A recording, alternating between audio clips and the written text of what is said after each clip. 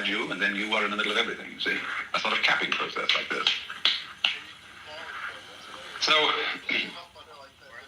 in this state, you find that you less and less discriminate between what is important to be looked at and what is not important to be looked at.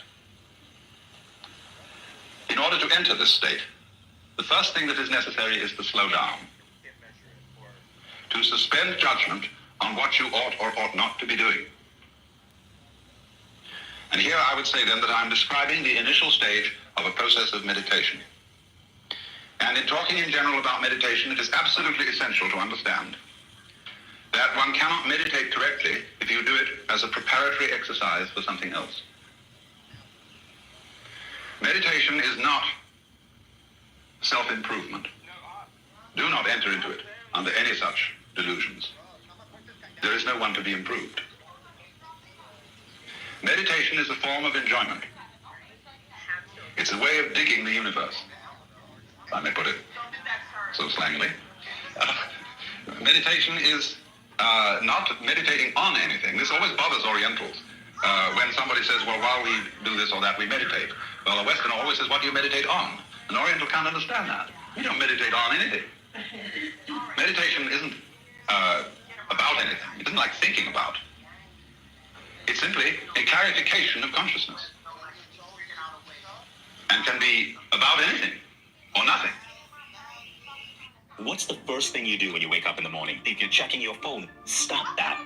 Instead, try this technique from the... And so to enter the state of mind, which is called jhana, which when translated into Japanese becomes Zen. Jhana is a yoga word.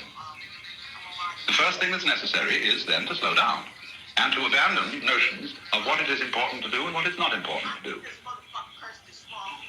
And instead of closing your eyes, keep them open, keep your ears open. N-word! Relax, N-word. Just relax, little N-word. But don't program them. That is to say, don't tell them what they're supposed to look at.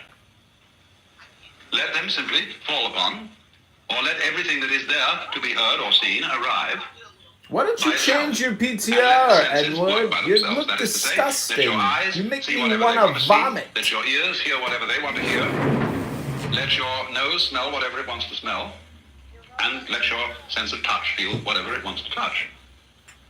And in general, let your mind do whatever it wants to do. Of course, as a matter of habit, the mind tends to be incessantly chattering. Words set up constant circuits, and one's skull is full of voices. They're not always your voice. Your mother's voice, your father's voice, your Aunt Matilda's voice, your teacher's voice is still talking to you when you think. And if you listen very carefully to your thoughts, you will hear other people in your head. Because you see, you are not you. You are an amazing collection of what George Herbert Mead called the interiorized others. And all this chorus of voices is constantly directing your life and propagandizing you. You have now to tell them to shut up. And try to let thinking, that is to say, interior talking, stop. Now, you can't force it to shut up. And that is why one of the classical aids to meditation is concentration. To find something to focus the attention on so that the chattering will cease. And it should be something interesting. Something that is not interesting in the sense that you can think a lot of ideas about it, but something which is enormously fascinating for its purely sensuous aspects. The female form is not too appropriate for this purpose, nor the male form for women, as they find that very fascinating, because it has so much social junk attached to it, so many associations. So one inclines to choose something like jewelry, or a crystal, or a flower, or purely abstract play of light patterns, or something like that, as what is called a support for contemplation. Something which you don't need to think about, but which you can look at enwrapped.